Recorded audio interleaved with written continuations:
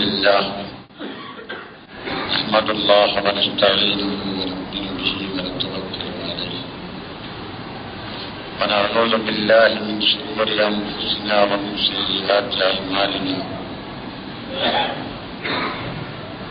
من يهد الله فلا مضل له ومن يضلل فلا هادي له أشهد أن لا إله إلا الله وحده لا شريك له وأشهد أن محمدا عبده ورسوله أرسله بالهدى ودين الحق ليظهره على الدين كله ولو كره المشركون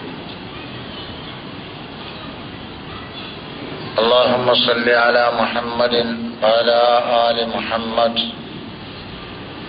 كما صليت على إبراهيم وعلى آل إبراهيم اللهم بارك على محمد وعلى آل محمد كما باركت على إبراهيم وعلى آل إبراهيم في العالمين إنك حميد مجيد إن أريد إلا الإصلاح ما استطعت وما توفيقي إلا بالله عليه توكلت وإليه أنيب أيها الناس اتقوا الله عباد الله أعوذ بالله من الشيطان الرجيم بسم الله الرحمن الرحيم ولوطا إذ قال لقومه إنكم لتأتون الفاحشة ما سبقكم بها من أحد من العالمين أي إنكم لتأتون الرجال وتقطعون السبيل وتأتون في ناديكم المنكر فما كان جواب قومه إلا أن قالوا ائتنا بعذاب الله إن كنا من الصادقين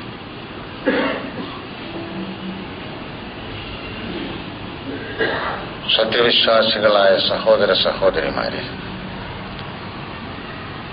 അള്ളാഹുവിന്റെ കൽപ്പനകൾ അനുസരിച്ച് ജീവിക്കണമെന്ന് ആദ്യമായി വസിയത്ത് ചെയ്യുകയാണ്.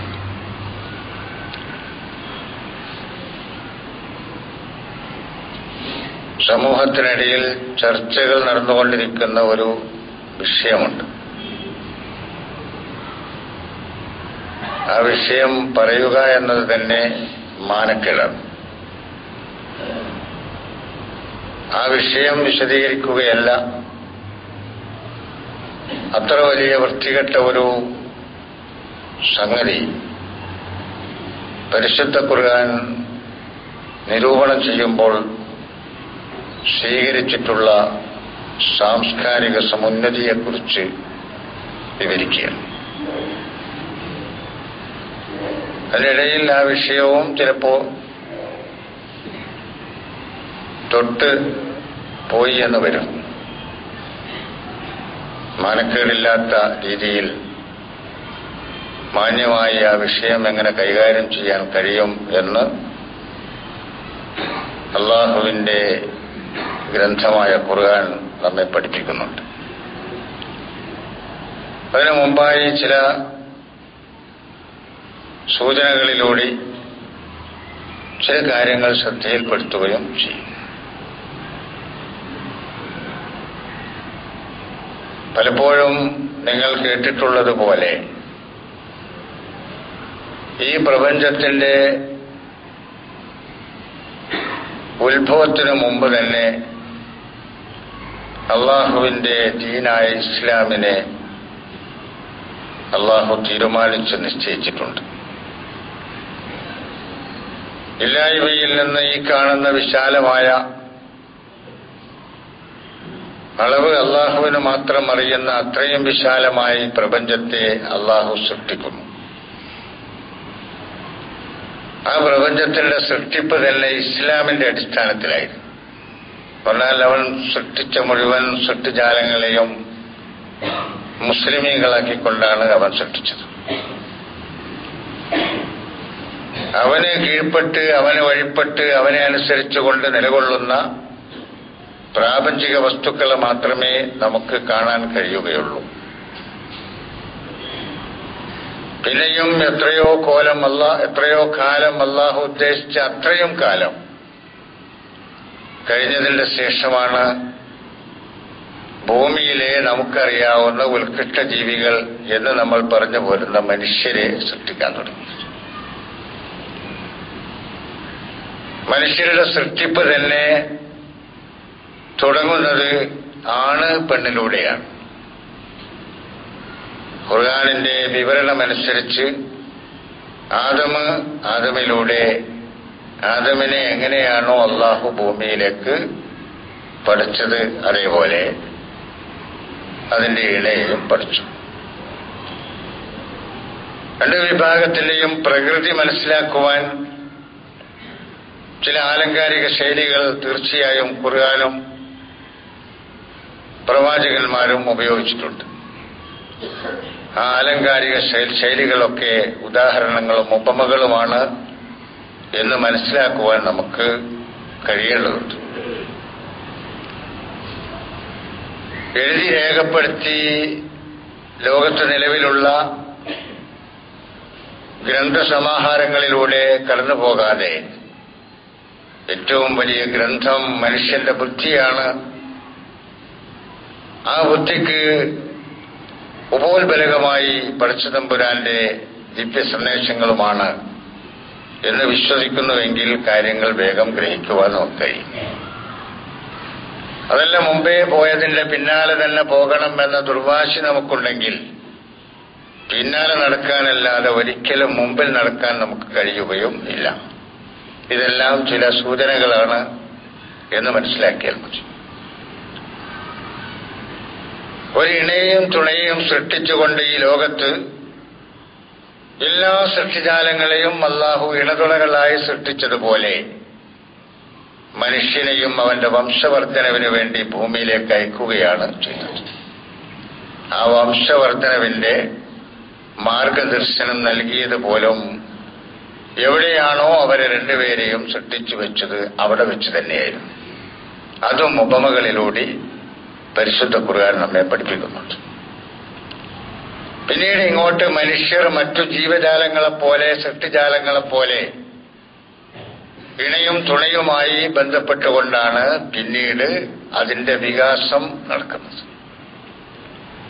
ആ വികാസം നടക്കുക എന്ന ഏക ലക്ഷ്യത്തോടുകൂടി ആ ബന്ധങ്ങൾ അവന് ഏറ്റവും വലിയ കൗതുകകരവും സന്തോഷകരവും ആനന്ദകരവുമായ ഒരു ക്രിയ, ഒരു പ്രവൃത്തിയാക്കി അല്ലാഹു മാറ്റുകയും ചെയ്തു. എന്തുകൊണ്ടാണ് ആ ബന്ധം ഇത്ര ആനന്ദകരമാക്കി മാറ്റിയത്, രുചികരമാക്കി മാറ്റിയത്? അത് വലിയ ഒരു ഭാരം അതിന്റെ ശേഷം അവൻ വഹിക്കേണ്ടതുണ്ട്. അവൻ മാത്രമല്ല, അവനും അവളും വലിയൊരു ഭാരം വഹിക്കേണ്ടതുണ്ട്. മനുഷ്യൻ അനുഭവിച്ച സന്തോഷത്തിന്റെയും ആനന്ദത്തിന്റെയും അനിവാര്യമായ ഭാരമാണ് അവൻ തന്നെ സംരക്ഷിക്കേണ്ട അവന്റെ കുടുംബം.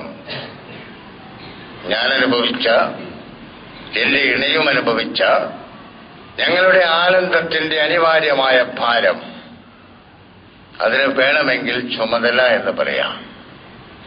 അതാണ് എന്റെ കുടുംബം, നമ്മുടെ എല്ലാവരുടെയും കുടുംബം. ആ ആനന്ദം എത്രമാത്രം സന്തോഷത്തോടുകൂടി നാം ആസ്വദിച്ചുവോ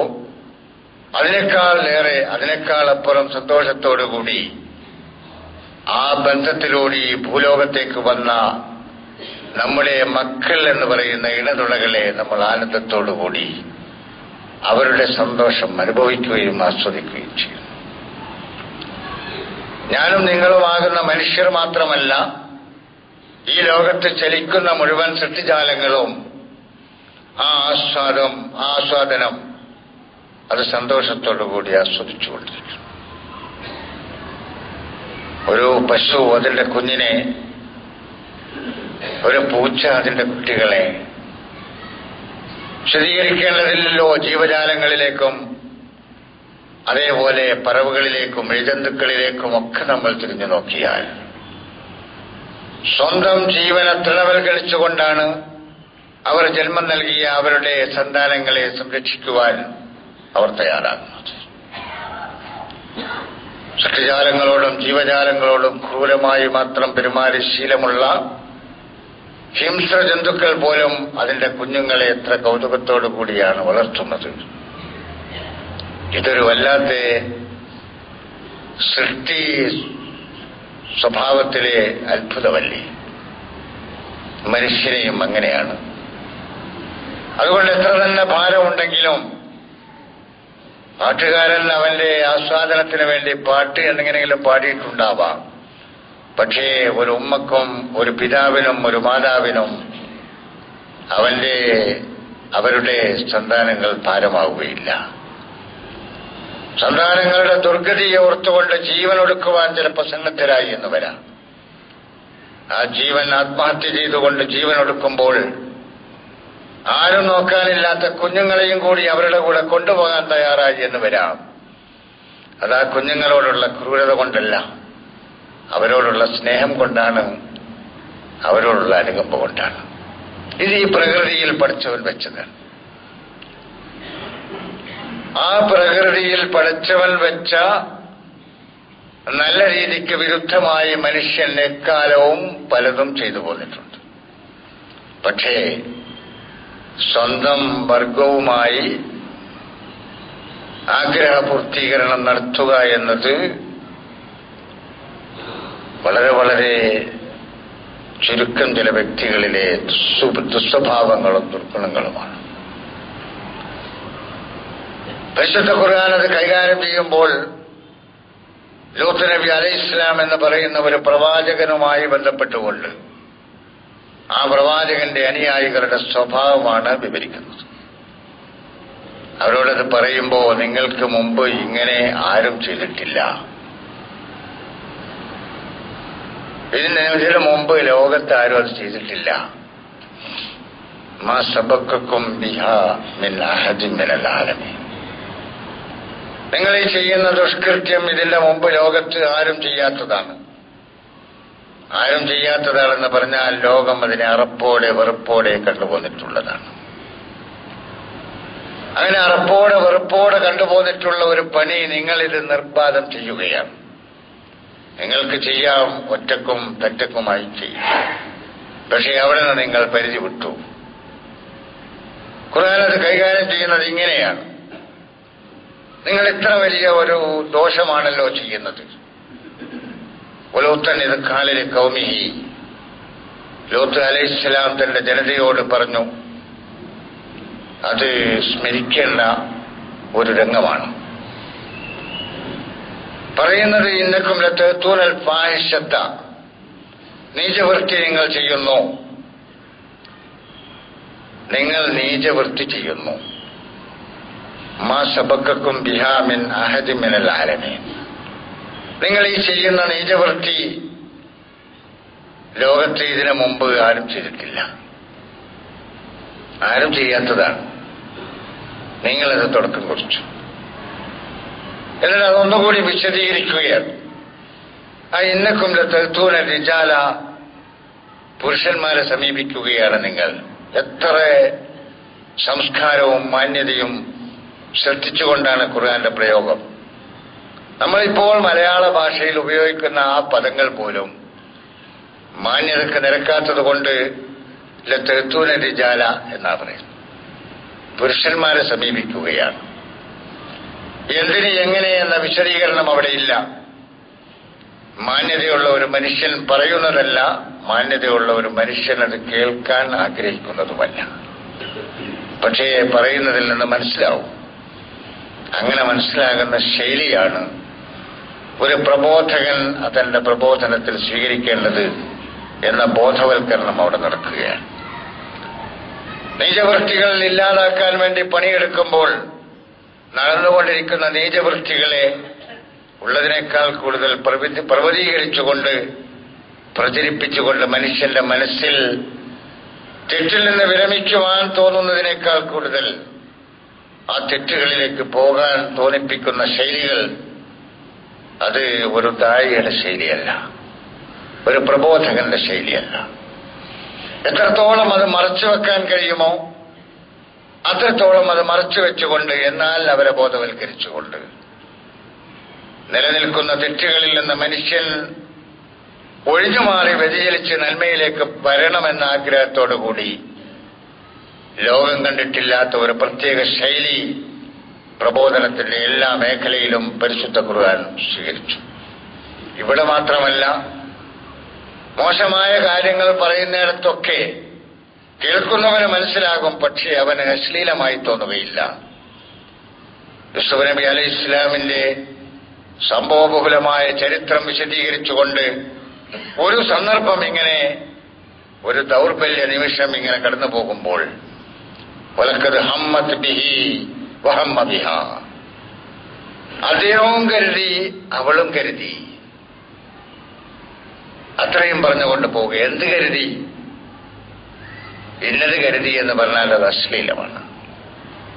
അതുകൊണ്ട് തിന്മകളുടെ പ്രചരണം, തിന്മകളുടെ നിർമ്മാർജ്ജനത്തിലെ ഒരു ഭാഗമാകരുത്, ഒരു മാർഗമാകരുത്. ഉണ്ടാവാം തിന്മകൾ, ആ തിന്മകൾ ഇല്ലാതാക്കുവാൻ ആ തിന്മകളെ എടുത്തു കാണിച്ചുകൊണ്ട് കൂടുതൽ പ്രചരിപ്പിച്ച് അവസാനം അതിന്റെ തിക്തഫലം കാണിക്കുന്ന നമ്മുടെ പുതിയ ആധുനിക സിനിമാ രീതികൾ, സീരിയൽ രീതികൾ, അതൊക്കെ മനുഷ്യനെ കൂടുതൽ തെറ്റ് ചെയ്യിക്കാൻ പ്രേരിപ്പിക്കുകയാണ് ചെയ്യുക. അവസാനം അതിന്റെ സൽഫലം എന്താണ്, അതിന്റെ ഗുണപാഠം എന്താണെന്ന് വെച്ചാൽ ആ തെറ്റ് ചെയ്തവൻ മറ്റൊരാളുടെ അല്ലെങ്കിൽ ഏതെങ്കിലും വിധത്തിൽ നശിക്കുന്നതായിരിക്കും. അത് ഏതാനും നിമിഷം കൊണ്ട് തീരും. പക്ഷേ അവൻ ചെയ്യുന്ന തെറ്റുകൾ മണിക്കൂറുകളോളം നീണ്ടു നിൽക്കുന്ന പ്രചരണങ്ങളായിരിക്കും. ആ ശൈലി ഖുർആൻ സ്വീകരിക്കുന്നില്ല. ലതഅ്തൂനദ്ദാല, നിങ്ങൾ പുരുഷന്മാരെ സമീപിക്കുന്നു. വതഖ്തഊന സബീല, നിങ്ങൾ മാർഗം മുറിക്കുന്നു. ഖുർആൻ വ്യാഖ്യാതാക്കൾ ഒരുപാട് വ്യാഖ്യാനിച്ച ഭാഗമാണ് എന്നറിഞ്ഞുകൊണ്ട് തന്നെ യഥാർത്ഥത്തിൽ മനുഷ്യന്റെ വംശവർദ്ധനവിന്, ജീവജാലങ്ങളുടെ വംശവർദ്ധനവിന് പടച്ചതമ്പുരാൻ സ്വീകരിച്ച ലൈൻ നിങ്ങൾ, ആ രീതി നിങ്ങൾ തെറ്റിക്കുന്നു. വതഖ്തഊന സബീൽ, നിങ്ങൾ വഴിമുറിക്കുന്നു. ഖുർആൻ വ്യാഖ്യാതാക്കൾ വഴിയോരത്ത് നിന്നുകൊണ്ട് അതിൽ നടന്നു പോകുന്നവരെ കടന്നാക്രമണം ചെയ്യുന്നു, അതേപോലെ പിടിച്ചുപറിക്കുന്നു എന്നൊക്കെ അതിനെ വിശദീകരിച്ചിട്ടുണ്ട്. അതുമൊക്കെ അതിന്റെ വിശദീകരണങ്ങളിലാവാം. കാരണം സമനില തെറ്റിപ്പോയ ഒരു വിഭാഗത്തിന്റെ ചെയ്തികൾ അങ്ങോട്ടൊക്കെ കടന്നു ചെന്നു എന്ന് വരാം. മഹാനായ ഷഹീദ് സയ്യിദ് കുത്തുബ് ഇതൊരു മാനസിക രോഗത്തിന്റെ ലക്ഷണമാണ് എന്ന് ഈ സംഭവം വിവരിച്ചുകൊണ്ട് പറഞ്ഞിട്ടുണ്ട്. ഒരു മാനസിക രോഗികൾക്ക് അങ്ങനെ ചെയ്യാൻ കഴിയൂ. അതുകൊണ്ട് ശാരീരികവും മാനസികവുമായ രോഗത്തിന് വിധേയരായവരാണ് അവർ. അത്തരം ചെയ്തികളിലൂടെ ഇനി അവർ എത്തിച്ചേരുന്നത് ചികിത്സയില്ലാത്ത രോഗങ്ങളിലാണ്, ചികിത്സിച്ചു മാറ്റാൻ പറ്റാത്ത രോഗങ്ങളിലേക്കാണ് അവരെത്തിച്ചേരുന്നത്. ഇതാണ്, അതുകൊണ്ടാണ് അല്ലാഹു മാ സബഖക്കും ബിഹാ എന്ന് പറഞ്ഞത്. അതിന് മുമ്പ് അങ്ങനെ ഒരു സമ്പ്രദായമില്ല. അതുകൊണ്ട് യഥാർത്ഥ മാർഗം അവർ മുറിക്കുന്നു എന്ന് പറഞ്ഞാൽ ഈ ശാരീരിക ആഗ്രഹത്തിന്റെ പൂർത്തീകരണത്തിലൂടെ തന്നെക്കാൾ കഴിവുള്ള മനുഷ്യരുടെ ജന്മം നടക്കേണ്ടതുണ്ട്. ഞാൻ ജീവിക്കുന്നു, എന്റെ ഇണയും ജീവിക്കുന്നു, ഞങ്ങളിലൂടെ ഞങ്ങളെക്കാൾ കഴിവുള്ള ധാരാളം ഇണതുണകൾ ഇനി വരേണ്ടതുണ്ട്. അതിന്റെ മാർഗം ഇതാണ്. ആ മാർഗം അവർ മുറിക്കുകയാണ് ചെയ്യുന്നത്. ഈ തലമുറ നശിച്ചുപോയാൽ അടുത്ത ഒരു തലമുറയ്ക്ക് രൂപം നൽകാൻ കഴിയാത്ത വിധം അവരുടെ മാർഗം മുറിച്ചുകൊണ്ട് ഇനി ജനനമില്ലാത്ത ഒരു സമൂഹത്തിന്റെ പതനത്തിലേക്ക് അവരെത്തിച്ചേരുകയാണ് ചെയ്യുക. മാനസിക രോഗികൾക്കല്ലാതെ ആ സ്വഭാവം ഉൾക്കൊള്ളുവാൻ കഴിയുകയില്ല എന്ന് പരിശുദ്ധമ്പുരാൻ അവിടെ പറയുക. എന്നിട്ട് ആ സ്വഭാവത്തിന്റെ മൂന്നാമത്തെ വശം വിവരിക്കുന്നത് അതിനേക്കാൾ കൗതുകകരമായിട്ടാണ്.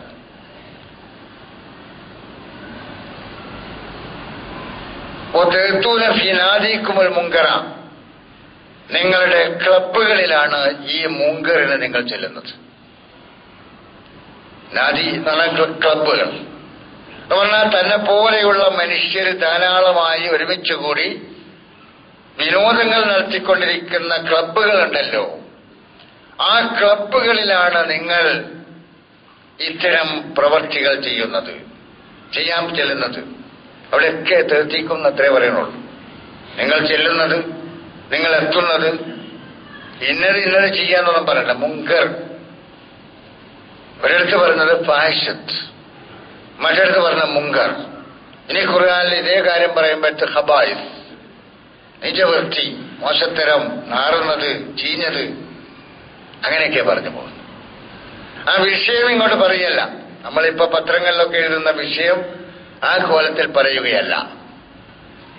ഇങ്ങനെ അല്ലാഹു വളരെ ഉന്നതമായ സംസ്കാരം കീപ്പ് ചെയ്ത് സൂക്ഷിച്ചുകൊണ്ട് ഒരു വലിയ തിന്മയെ നേരിടുകയാണ്. അത് എങ്ങനെയാണ് തിന്മകളെ നേരിടേണ്ടത് എന്നതിന്റെ ഒരു സംസ്കാരം പഠിപ്പിക്കുകയും കൂടിയാണ്. ഇതിനേക്കാൾ മോശപ്പെട്ട ഒരു പണി മനുഷ്യൻ ചെയ്യുന്നതായി നമുക്ക് അറിയില്ലല്ലോ. ആ മോശപ്പെട്ട പണി മനുഷ്യരുടെ മുമ്പിൽ പറയാൻ മടിക്കുന്നു നമ്മളൊക്കെ. അതിനെ ഖുർആൻ കൈകാര്യം ചെയ്യുന്നത് എത്ര മാന്യമായിട്ട്. അങ്ങനെയാണ് ലോകത്തുനിന്ന് തിന്മയെ ഇല്ലാതാക്കേണ്ടത്. നാദികളിൽ വെച്ച് എന്ന് പറഞ്ഞാൽ വളരെ പരസ്യമായി അവർ ചെയ്യുന്നു. അപ്പൊ ആ ജനതയിൽ നിന്ന് നഷ്ടപ്പെട്ടു പോയിട്ടുള്ളത് നാണം എന്ന് പറയുന്ന ഒരു സംഗതിയാണ്. പടച്ചതമ്പുരാൻ അനുവദിച്ചിട്ടുള്ള ഇണതുണകളുടെ കൂടിച്ചേരൽ പോലും വളരെ രഹസ്യമായി നടക്കണമെന്ന ഒരു സംവിധാനം, ഒരു സംസ്കാരം ഈ ലോകത്തിന്റെ മുമ്പിൽ എല്ലാവരും അംഗീകരിച്ചതാണ്. പ്രത്യേകിച്ച് പടച്ചതമ്പുരാന്റെ ദർശനവും അതിനാണ് പിന്തുണ നൽകുന്നത്. സ്വന്തം മക്കൾക്ക് മാതാപിതാക്കളുടെ അടുത്തേക്ക് കടന്നു വരണമെങ്കിൽ അവരുടെ അനുവാദം ചോദിച്ചുകൊണ്ട് കടന്നു വരണം എന്ന് പഠിപ്പിച്ച സംസ്കാരം. എന്റെ ഉമ്മയുടെ അടുത്തേക്ക് എനിക്ക് കടന്നു ചെല്ലാൻ, പുരുഷനായി എനിക്ക് കടന്നു ചെല്ലാൻ എന്റെ ഉമ്മയുടെ അനുവാദം ചോദിക്കണം എന്നാ പറയുന്നത് ചില സന്ദർഭങ്ങളിൽ. അതേപോലെ 2-3 സമയം ഖുർആനിൽ പറഞ്ഞിട്ടുണ്ട്. അതുപോലെ എന്റെ മകൾക്ക് എന്റെ അടുത്തേക്ക് വരാൻ അനുവാദം ചോദിച്ചുകൊണ്ട് വരണം ചില സന്ദർഭങ്ങളിൽ. എന്ന് പറഞ്ഞാൽ ഞങ്ങളുടെ രാഷ്ട്രീയ ജീവിതത്തിലെ ആളുകളിൽ നിന്ന് മറച്ചുവെച്ചിട്ടുള്ള കാര്യങ്ങൾ എന്റെ മകളും എന്റെ മകനും എന്റെ മാതാവും എന്റെ പിതാവും കാണാൻ പാടില്ല, അറിയാൻ പാടില്ല. സംഭവം നടക്കുന്നുണ്ടെന്ന് അവർക്കറിയാം, പക്ഷേ അവരുടെ മുമ്പിൽ അത് പ്രത്യക്ഷപ്പെടുന്നില്ല. അനുവദനീയമായ ഈ കാര്യങ്ങൾ പോലും അത്ര സൂക്ഷിച്ച് കൈകാര്യം ചെയ്യണമെന്ന് പഠിപ്പിച്ച മനുഷ്യന്റെ സമുന്നതമായ സംസ്കാരം, ആ സംസ്കാരം നഷ്ടപ്പെട്ട ഒരു കൂട്ടരെ കുറിച്ച് ഖുർആൻ പ്രതിപാദിക്കുന്നു. അവരുടെ നാദികളിൽ പരസ്യമായി അവർ ചെല്ലുന്നു. മറ്റൊരു സ്ഥലത്ത് ഖുർആൻ പറഞ്ഞത് വാന്തും തുബ്സിറൂൻ, നിങ്ങൾ നോക്കിക്കണ്ടുകൊണ്ട് അതേ തെറ്റവർ ചെയ്യുന്നു. വലൂത്തൻ ഇത് ഖാല ഖൗമിഹി അതഅ്തൂനൽ ഫാഹിശത വഅൻതും തുബ്സിറൂൻ. സൂറത്തുൽ നംലിൽ അങ്ങനെയാണ് ചോദിക്കുന്നത്. ലൂത്ത് നബി അലൈഹിസ്സലാം പറയുകയാണ് ജനതയോട്, അതഅ്തൂനൽ ഫാഹിശത, ഈ നീചപ്രവൃത്തി അതിനടുത്തേക്ക് നിങ്ങൾ ചെല്ലുകയാണോ? വഅൻതും തുബ്സിറൂൻ, നോക്കിക്കൊണ്ട്. അവർ ചെയ്യുന്നതും ഇവർ ചെയ്യുന്നതും ഒക്കെ മറ്റുള്ളവർക്ക് കാണാവുന്ന രീതിയിൽ പരസ്യമായി ക്ലബ്ബുകളിലും അതേപോലെ പൊതുസ്ഥലങ്ങളിലുമൊക്കെ നിങ്ങൾ ചെയ്യുന്നു. ഓ, എന്തൊരു മോശപ്പെട്ട പണി! എന്താണ് നിങ്ങൾ ഇത്ര തരം താഴ്ന്നു പോയല്ലോ.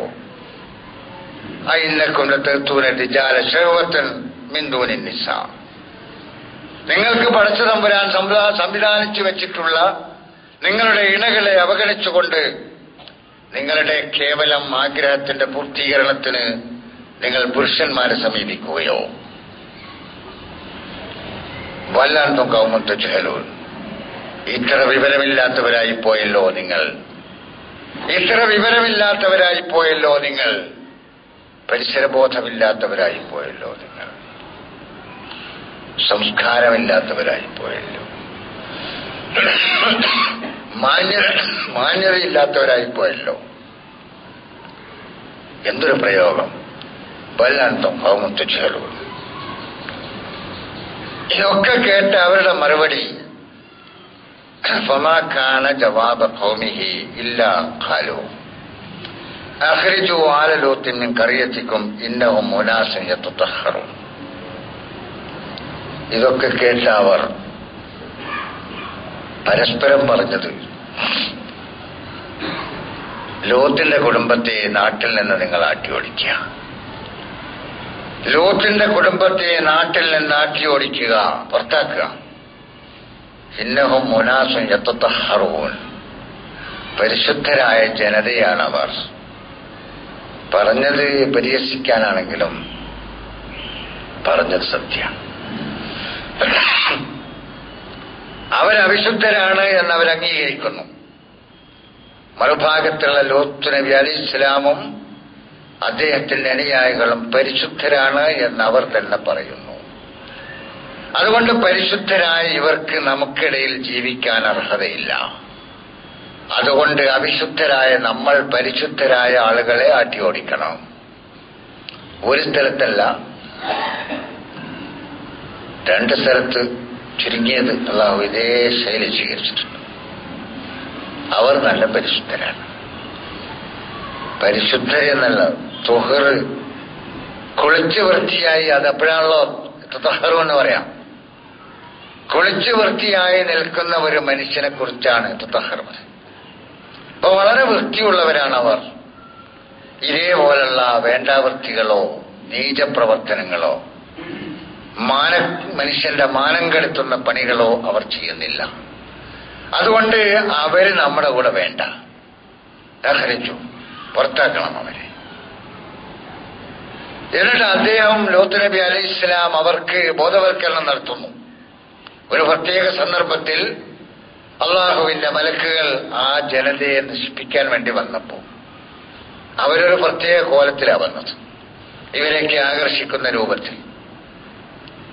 അപ്പൊ എല്ലാവരും കൂടെ ഓടിക്കൂടിയപ്പോ ഹൃദയം നൊന്ത് മഹാനായ ലൂത്ത് നബി അലൈഹിസ്സലാം പറഞ്ഞു, എന്റെ നാട്ടുകാരെ, എന്റെ അതിഥികളെ നിങ്ങൾ മാനം കെടുത്തരുത്. എന്നിട്ട് അദ്ദേഹം പറഞ്ഞു, ഹാവുലായി ബനാത്തി ഹുന്ന അത്ഹറു ലക്കും. ഇതാ എന്റെ പെൺമക്കൾ, അവരല്ലേ നിങ്ങൾക്ക് ഏറ്റവും പരിശുദ്ധരായിട്ടുള്ളത്, അവരെ ഞാൻ വിവാഹം കഴിച്ചു തരാം. അവർ ചോദിച്ചു, അല്ല ലൂത്ത്, നിനക്ക് അറിഞ്ഞുകൂടെ, ഞങ്ങൾക്ക് നിന്റെ പെൺകുട്ടികളൊന്നും വേണ്ട, ഞങ്ങൾ ആഗ്രഹിക്കുന്ന എന്താന്ന് നിനക്ക് അറിയാവല്ല ലൂത്ത്, പിന്നെ എന്തിനായി വർത്താനം പറയുന്നത്? അതൊക്കെ വിട്ട് ഞങ്ങൾക്ക് ഇവരെ വേണം. പരിഭ്രാന്തനായി അദ്ദേഹം ചോദിച്ചു, അലൈസ മിൻകും റജുലുൻ റഷീദ്, എന്റെ നാട്ടുകാരെ, നിങ്ങളുടെ കൂട്ടത്തിൽ ഒരു വിവേകശാലി പോലും ഇല്ലേ? അലൈസ മിൻകും റജുലുൻ റഷീദ്, നിങ്ങളുടെ കൂട്ടത്തിൽ ഒരു വിവേകമുള്ള മനുഷ്യൻ പോലുമില്ലേ? പരിഭ്രമിക്കുന്ന ലൂത്ത് അലൈഹിസ്സലാമിനോട് മലക്കുകൾ പറഞ്ഞു, പേടിക്കുന്ന ഞങ്ങളിങ്ങനെ ആൾക്കാർ. അതാണ് അതിലെ ഒരു ഭാഗം. ലൂത്ത് നബി അലൈഹിസ്സലാമിന്റെ ജനതയെ നശിപ്പിക്കുവാൻ പോകുന്ന മലക്കുകൾ പോയത് ആദ്യം ഇബ്രാഹിം നബി അലൈഹിസ്സലാമിന്. ഇബ്രാഹിം അലൈഹിസ്സലാമിനോട് പല സന്തോഷ വാർത്തയൊക്കെ അറിയിച്ചതിന് ശേഷം ഞങ്ങൾ ഇവരെ നശിപ്പിക്കാൻ പോവുകയാണ് എന്ന് പറഞ്ഞു. കാരുണ്യത്തിന്റെ പ്രവാചകനായ ഇബ്രാഹിം അലൈഹിസ്സലാമിന്റെ കാരുണ്യം ചടകുളഞ്ഞെഴുന്നേറ്റു. ഇത്ര മോശപ്പെട്ട പണി ചെയ്യുന്ന ആളുകളെ കൊല്ലാൻ പോവുകയാണ്, നശിപ്പിക്കാൻ പോവുകയാണ്. ഞാനോ നിങ്ങളോ നമ്മളെപ്പോലെയുള്ള ആളുകളോ ആണ് ആ വാർത്ത കേൾക്കുന്നതെങ്കിൽ നമ്മൾ സന്തോഷം കണ്ട് തുള്ളിച്ചാടും. കാരണം അവരങ്ങൾ നശിച്ചു കിട്ടുമല്ലോ. ഇബ്രാഹിം നബി അലൈഹിസ്സലാം കാരുണ്യത്തിന്റെ പ്രവാചകന്മാരിൽ ഏറ്റവും കാരുണ്യത്തിന്റെ പ്രവാചകന്മാരിൽ ഒരാൾ. അദ്ദേഹം തർക്കിക്കുകയാണ്, അല്ല അവിടെ നിങ്ങൾ എങ്ങനെ കൊല്ലും, അവരെങ്ങനെ നശിപ്പിക്കും? അവിടെ എന്റെ ലൂത്തില്ലേ, ലൂത്തിന്റെ അനുയായികളില്ലേ? ഖുർആൻ പറയുന്നു, അപ്പോഴും യുജാദിലുനാ ഫീ ഖൗമി ലൂത്ത്, ഇബ്രാഹിം ലൂത്തിന്റെ കാര്യത്തിൽ നമ്മളോട് തർക്കിക്കുകയാണ്.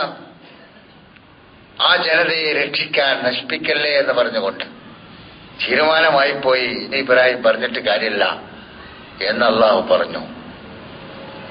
ആ മനസ്സ് എനിക്കും നിങ്ങൾക്കും ആർജിച്ചെടുക്കേണ്ട മനസ്സ്. ചീത്തപ്പണി, മോശപ്പെട്ട കാര്യങ്ങൾ ചെയ്യുന്നവർ എങ്ങനെയെങ്കിലും ഒന്ന് നശിച്ചു കിട്ടിയെങ്കിൽ എന്നാഗ്രഹിക്കുന്ന നമ്മുടെ മനസ്സ്, അള്ളാഹുവിന്റെ സന്ദേശത്തിലേക്ക് മനുഷ്യരെ ക്ഷണിക്കുന്ന പ്രവാചകന്മാരുടെ മനസ്സ്, ഇന്ന ഇബ്രാഹിം ലഅവ്വാഹുൻ ഹലീം. അള്ളാഹുവിനോട് തർക്കിച്ചതിന്റെ ശേഷം ഇബ്രാഹിം അലൈഹിസ്സലാമിനെ വിശേഷിപ്പിച്ചത് അങ്ങനെയാണ്. തിന്മയിൽ നിന്ന് മനുഷ്യരെ മോചിപ്പിക്കുവാൻ വേണ്ടി പണിയെടുക്കുന്ന മനുഷ്യർ ആരായാലും ആ പ്രവാചകന്മാരുടെ സവിശേഷമായ ഗുണം ഉൾക്കൊള്ളണമെന്ന സന്ദേശമാണ് അവസാനമായി ഇതിൽ നൽകുന്നത്. അള്ളാഹു നമ്മെ അനുഗ്രഹിക്കുമാറാകട്ടെ.